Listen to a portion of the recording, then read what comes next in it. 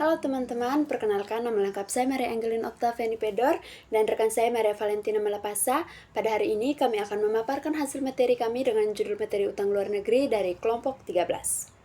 Nah teman-teman, sebelum kita masuk pada materi inti kita, perlu kita ketahui bersama-sama bahwa utang luar negeri itu merupakan salah satu sumber pembiayaan yang digunakan oleh pemerintah untuk membiayai proses pembangunan dalam negeri ketika keuangan dan juga kondisi keuangan dalam negara kita sendiri itu tidak stabil dan juga tidak mencukupi untuk dilakukannya pembangunan dalam negeri. Nah di sini melalui pinjaman dari negara lain maupun melalui lembaga keuangan internasional, maka pemerintah dapat membiayai berbagai macam pembangunan strategis dalam negeri, misalnya seperti pembangunan infrastruktur, lalu peningkatan layanan publik, dan juga untuk pengembangan pada sektor produktif.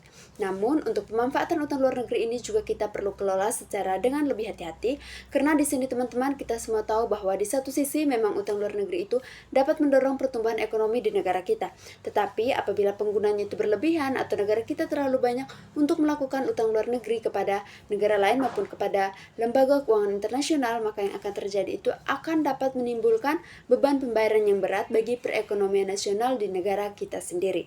Baik teman-teman, untuk materi inti kita pada hari ini yang pertama kita akan membahas mengenai sumber-sumber pembiayaan pembangunan. Jadi untuk sumber-sumber pembiayaan pembangunan itu adalah berbagai bentuk dana yang digunakan untuk membiayai proses pembangunan dalam negeri. Itu biasanya dilakukan oleh pihak pemerintah dan juga oleh sektor swasta. Di sini ada dua jenis atau dua asal dari sumber-sumber pembiayaan pembangunan. Yang pertama itu sumber pembiayaan dalam negeri dan juga yang kedua itu sumber pembiayaan dari luar negeri. Untuk yang pertama sumber pembiayaan dalam negeri itu biasanya berasal dari pendapatan asli daerah atau PDA, di mana misalnya seperti pajak daerah, lalu retribusi pendapatan, lalu hasil pengelolaan sumber kekayaan alam yang sudah dipisahkan, dan juga pendapatan-pendapatan daerah lainnya yang sudah dinyatakan sah. Nah, selain itu untuk penerimaan dari pusat melalui APBN, misalnya seperti pajak pusat, lalu penerimaan bukan pajak, dan juga surplus perusahaan negara, itu juga menjadi salah satu bagian pembiayaan yang penting yang nantinya itu akan digunakan dalam proses pembangunan domestik. Nah, dana pembangunan itu juga bukan saja berasal dari pemerintah pusat, tetapi juga bisa berasal dari tabungan masyarakat, lalu investasi swasta, dan juga pinjaman dari dalam negeri itu, dari dalam kita punya negara sendiri, yaitu biasanya berupa obligasi dan juga surat utang negara. Nah, yang kedua di sini kita akan membahas mengenai sumber pembiayaan luar negeri. Nah, di sini ini mencakup pinjaman dana ataupun hibah yang diberikan oleh negara lain atau diberikan oleh lembaga keuangan internasional seperti Bank Dunia, IMF dan juga ADB.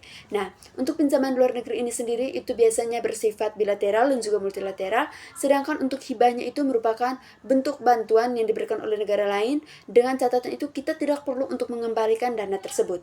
Nah, selain itu untuk investasi asing langsung atau foreign direct investment itu juga menjadi salah satu bentuk sumber pembiayaan yang sangat penting, di mana sangat berperan dalam mendukung pertumbuhan ekonomi nasional. Tetapi di samping itu perlu diperhatikan juga diversifikasi, di mana diversifikasi ini sendiri merupakan sebuah sumber pembiayaan yang sangat penting, di mana kita tidak perlu atau kita tidak harus bergantung pada satu sumber dana saja dalam pembiayaan pembangunan. Jadi semakin banyak kita menggunakan sumber pembiayaan dalam kita punya pembangunan, maka itu bisa meminimalisir resiko dan juga membuat proses pembangunan dalam negara kita itu menjadi lebih terarah dan juga menjadi lebih efektif, efisien, dan juga optimal dalam proses pembangunan tersebut itu sendiri. Baik, materi yang kedua adalah modal asing dalam pembangunan.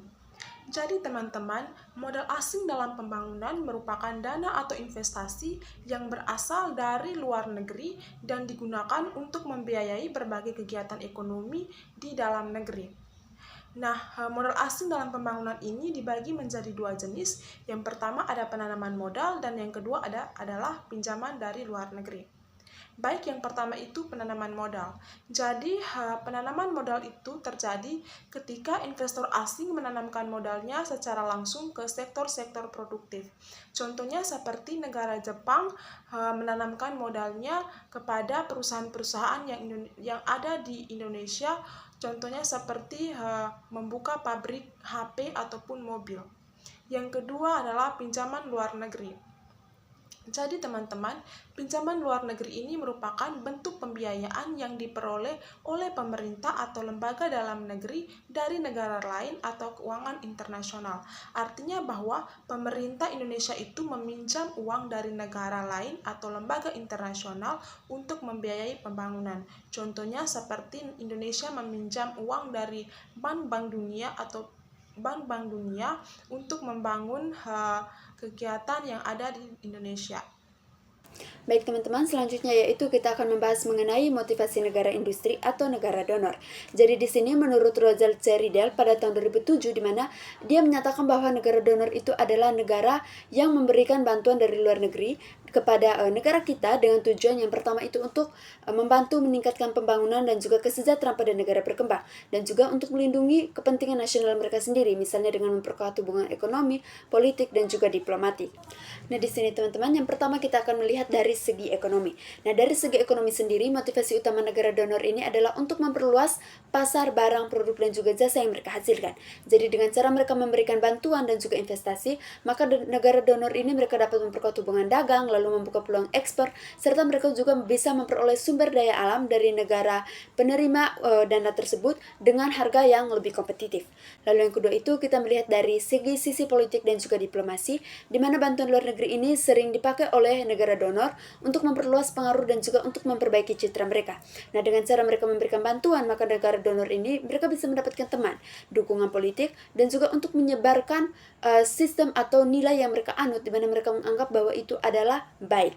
Nah, di sini bantuan juga itu biasanya mereka berikan untuk menjaga stabilitas wilayah yang dianggap penting untuk kepentingan mereka.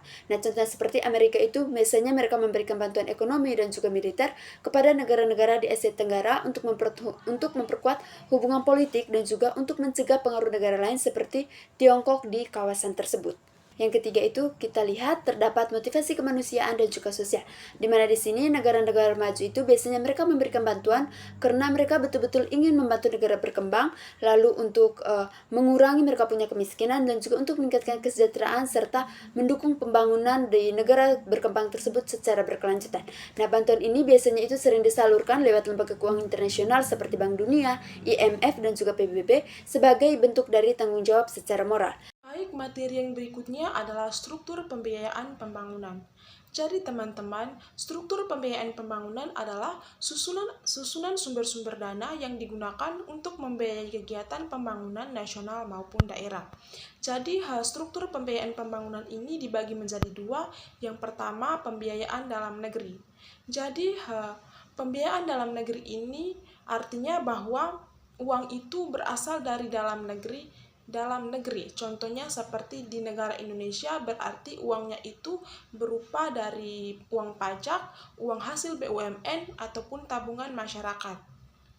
Kemudian pembiayaan luar negeri. Jadi pembiayaan luar negeri ini berarti uang yang berasal dari negara lain atau lembaga internasional, misalnya pinjaman luar negeri, bantuan internasional, ataupun investasi asing. Baik, untuk materi kelima itu kita akan membahas mengenai dilema memelihara momentum pembangunan. Nah, di sini dilema memelihara momentum pembangunan ini adalah sebuah tantangan yang dihadapi oleh suatu negara untuk mempertahankan laju dan juga keberlanjutan proses pembangunan ekonomi serta sosial yang sudah mereka capai tanpa menimbulkan ketidakseimbangan dalam aspek lain seperti stabilitas ekonomi, lalu pemerataan kesejahteraan dan juga untuk keberlanjutan lingkungan. Nah, setelah suatu negara itu berhasil untuk mencapai suatu titik di mana ekonomi mereka itu sudah sangat baik, maka hal selanjutnya yang nanti mereka pikirkan itu adalah bagaimana caranya mereka menjaga momentum tersebut agar tidak melambat atau bahkan menurun akibat tekanan secara eksternal maupun tekanan secara internal. Di sini yang pertama kita akan membahas mengenai penyebab dari dilema pembangunan. Jadi terdapat beberapa faktor yang sebenarnya itu menyebabkan munculnya dilema pembangunan dalam satu negara di mana mereka Baik, di sini yang pertama itu kita akan membahas mengenai penyebab dilema pembangunan. Nah, di sini terdapat beberapa faktor utama yang menyebabkan munculnya sebuah dilema dalam menjaga momentum pembangunan dalam negeri. Yang pertama itu ada keterbatasan sumber daya alam yang menurun akibat dari eksploitasi berlebihan. Jadi masih banyak oknum-oknum yang mereka mengambil sumber daya alam, tetapi mereka tidak memikirkan bagaimana caranya mereka menggantikan sumber daya alam yang sudah mereka ambil tersebut. Tanpa mereka tidak memikirkan bagaimana dampak negatif dalam jangka panjang yang dapat mereka timbulkan dari perbuatan mereka itu sendiri. Lalu yang kedua, ketimpangan ekonomi dan sosial yang meningkat karena hasil pembangunan itu tidak merata. Jadi tidak jarang pemerintah pada zaman sekarang itu mereka lebih memperhatikan pembangunan di wilayah-wilayah yang dengan infrastrukturnya lebih memadai dibandingkan mereka untuk memperhatikan wilayah-wilayah dengan kehidupan di mana infrastruktur mereka itu kurang memadai, sehingga masih banyak terjadi kesenjangan-kesenjangan yang terjadi di beberapa wilayah yang ada di negara kita ini. Lalu yang ketiga itu ketergantungan terhadap modal asing luar negeri yang dapat menimbulkan beban keuangan di masa depan, di mana seperti yang sudah saya jelaskan di awal tadi, apabila kita tidak mengelola utang luar negeri tersebut dengan hati-hati, di mana misalnya itu tidak tepat sasaran, maka kita akan terus-menerus berutang karena uang yang sudah kita pakai di mana itu tidak tepat sasaran menyebabkan pendapatan negara kita itu tidak meningkat. Jadi kita hanya akan stuck pada satu tempat di mana pendapatan tidak meningkat, tetapi utang terus menumpuk. Dan juga yang keempat itu adalah kualitas sumber daya manusia yang belum merata sehingga produktivitas nasional itu masih rendah. Di mana di sini sebaiknya dari pihak pemerintah itu mereka memberikan pelatihan, karena di zaman yang semakin maju ini dengan perkembangan teknologi yang semakin pesat, tentunya pula para karyawan-karyawan yang bekerja itu juga mereka memerlukan pengetahuan yang lebih terkait dengan perkembangan kemajuan ini, sehingga tidak pada kualitas sumber manusia yang masih stuck pada satu tempat atau masih dengan pemikiran yang belum modern, sehingga ketika mereka belum berpikir secara modern, mereka belum bisa beradaptasi dengan kemajuan teknologi, maka mereka punya pemikiran itu hanya pada satu tempat saja, tidak maju-maju seperti negara lain, sehingga produktivitas nasional kita itu hanya berada pada satu tempat atau hanya berada stuck pada satu tempat saja, di mana hal itu juga menyebabkan pendapatan kita itu tidak naik. Baik, untuk yang selanjutnya itu kita akan melihat upaya untuk mengatasi beban dilema pembangunan. Nah, di sini yang pertama itu kita dengan cara menyeimbangkan antara pertumbuhan dan juga pemerataan ekonomi melalui kebijakan pembangunan yang inklusif. Jadi di mana di sini pemerintah sebaiknya memperhatikan apa saja yang sebetulnya dibutuhkan oleh setiap daerah. Apakah mereka membutuhkan pekerjaan, apakah mereka membutuhkan rumah, yang selanjutnya kemudian kekurangan-kekurangan tersebut dapat dibantu oleh pihak pemerintah dalam rangka untuk mewujudkan pembangunan yang lebih inklusif dan juga merata. Lalu yang kedua itu mendukung pembangunan berkelanjutan dengan memperhatikan kelestarian lingkungan hidup. Yang seperti saya katakan tadi, bahwa dengan cara apabila sudah mengambil sumber daya alam untuk pembangunan, maka hal yang harus dilakukan yaitu bagaimana caranya mengganti kembali sumber daya alam yang sudah diambil tersebut, agar nantinya itu tidak menimbulkan dampak negatif yang berkepanjangan atau dampak negatif dalam jangka panjang yang sebenarnya itu pastinya akan berimbas pada orang-orang atau akan berimbas pada kawasan-kawasan di tempat pengambilan sumber daya alam tersebut. Lalu yang selanjutnya, yang ketiga itu adalah meningkatkan kemandirian ekonomi nasional melalui penguatan sektor domestik dan pengelolaan sumber daya dalam negeri. Nah, di sini bagaimana caranya untuk kita itu keluar daripada ketergantungan kita terhadap utang luar negeri. Jadi bagaimana negara kita itu harus mandiri. Nah, salah satu kebijakan yang sudah diterapkan oleh pemerintah yaitu dengan melakukan hilirisasi, di mana dulu itu negara kita menjual nikel secara mentah dengan harga jual yang murah. Nah, dengan kebijakan hilirisasi yang diterapkan oleh pemerintah, maka nikel itu tidak dijual secara mentah saja, tetapi diolah menjadi bahan baku atau bahan yang sudah jadi, di mana selanjutnya itu kemudian dijual ke luar negeri dengan harga yang lebih mahal. Lalu yang keempat itu adalah meningkatkan kualitas sumber daya manusia agar mampu mendukung produktivitas nasional. Ini biasanya berkaitan dengan pendidikan dan juga pelatihan, di mana di sini pemerintah dapat meningkatkan kualitas sumber daya manusia ini dengan memberikan pendidikan dan juga pelatihan agar karyawan-karyawan yang bekerja itu mereka dapat menyesuaikan diri dengan perkembangan zaman dan juga teknologi, di mana ketika kita sudah memiliki kualitas yang bagus, itu pastinya pada saat kita bekerja itu kita sudah bisa untuk menaikkan pendapatan nasional negara kita, sehingga nantinya itu juga kita tidak bergantung pada utang luar negeri karena pendapatan kita juga sudah naik.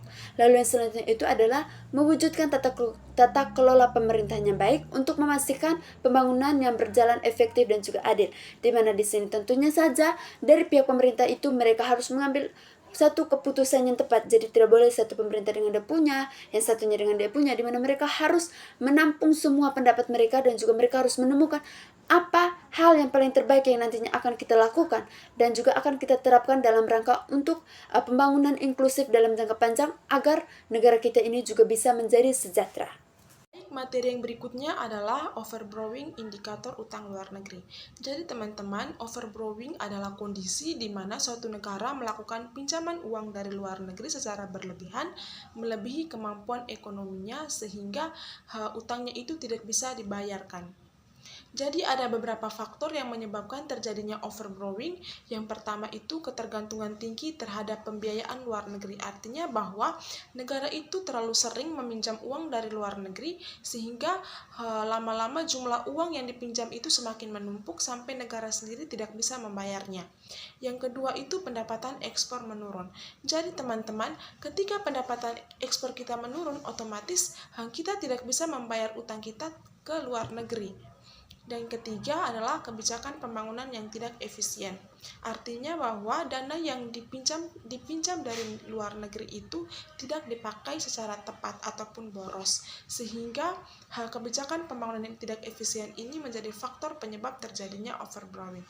Dan yang keempat adalah kenaikan suku bunga internasional yang meningkatkan beban pembayaran utang. Artinya bahwa ketika suku bunga internasional naik, otomatis utang kita juga akan ikut meningkat.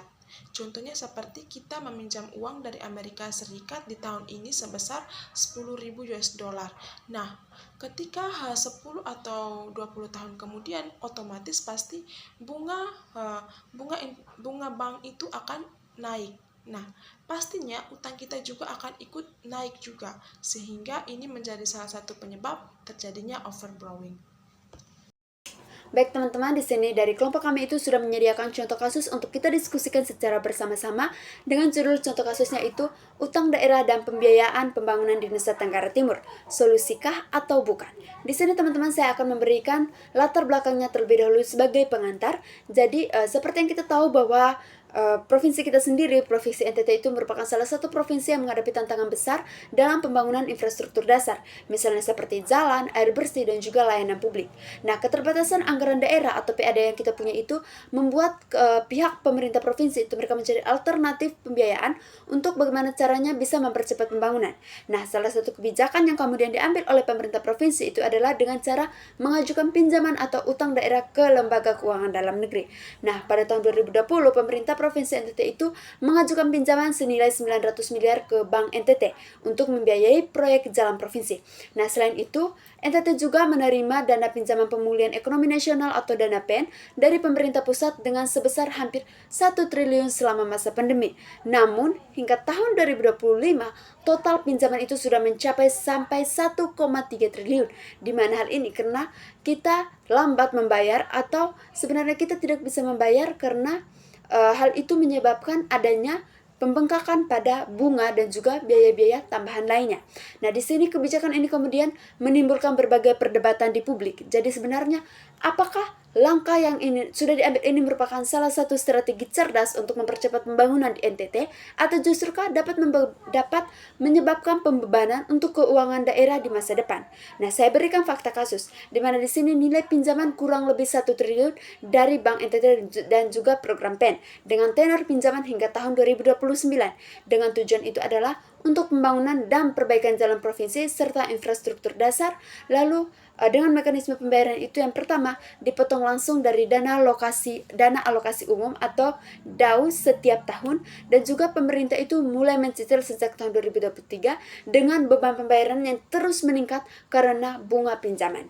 Jadi teman-teman, kita melihat lagi ke belakang bahwa menurut teori dalam pembangunan ekonomi, pinjaman baik dari luar negeri maupun dari dalam negeri itu seharusnya digunakan secara produktif agar dapat menciptakan pertumbuhan ekonomi yang berkelanjutan. Artinya teman-teman bahwa proyek yang dibiayai dari hasil utang tersebut harus dapat menghasilkan manfaat ekonomi yang lebih besar daripada biaya pinjaman. Namun dalam kasus untuk yang kita bahas pada saat ini mengenai pembangunan di wilayah NTT, di sini dampak positifnya yaitu infrastruktur jalan memang lebih baik, dan di mana itu akan meningkatkan akses ke pasar, pariwisata, dan juga distribusi barang yang tentunya itu juga akan meningkatkan pendapatan daerah. Namun untuk dampak negatifnya sendiri, sebagian proyek itu belum selesai tepat waktu dan juga untuk kemampuan fiskal daerah itu sangat terbatas, sehingga pembayaran utang itu menyerap sebagian besar APBD, di mana di sini apabila terjadi perlambatan atau misalnya seperti orang-orang yang seharusnya mereka mengontrol pembangunan tersebut, mereka melakukan kecurangan, maka ini menyebabkan pendapatan di daerah kita itu tidak naik-naik, sehingga nantinya itu juga kita lambat membayar dan juga untuk biaya bunga dan juga tambahan-tambahan lainnya itu tetap akan terus meningkat, sehingga nantinya juga akan akan membebani kita punya APBD yang nantinya itu pada saat kita menerima APBD dari pihak pusat itu tidak sebesar dari APBD yang seharusnya. Baik teman-teman, kita lihat di sini bahwa ada potensi overborrowing daerah, yaitu kondisi di mana pinjaman itu dia melebihi kemampuan fiskal dari pemerintah daerah untuk membayarkan kembali, sesuai dengan indikator pada debt to gross domestic product ratio dan juga debt service ratio pada sesuai dengan materi yang sudah kami jelaskan tadi. Di kesimpulannya, pembangunan ekonomi dari suatu negara itu sangat membutuhkan dana. Jadi dana itu bisa datang dari dalam negeri maupun dari luar negeri. Nah, bantuan atau pinjaman dari luar negeri memang sangat membantu dalam proses pembangunan ekonomi suatu negara. Tetapi jika terlalu banyak bisa membuat negara itu kesulitan dalam membayarnya. Karena itu, negara harus mengelola utang dengan sangat berhati-hati. Jadi tadi ada beberapa rasio seperti debit to GDP, DSR, debit export rasio untuk melihat apakah utang masih aman atau sudah sangat membahayakan ekonomi negara. Jadi jika rasio-rasio itu terlalu tinggi, berarti negara mulai berisiko mengalami masalah utang. Jadi pada intinya pembangunan akan berhasil jika dana itu dikelola dengan bijak, tidak bergantung berlebihan pada utang, dan pemerintah mampu meningkatkan pendapatan negara serta kualitas ekonominya dalam negeri. Baik teman-teman, sekian untuk presentasi kami pada hari ini. Semoga apa yang sudah kami paparkan dapat dipahami bagi teman-teman dan dapat berguna untuk masa depan kita semua. Untuk perhatiannya kami ucapkan sekian dan terima kasih.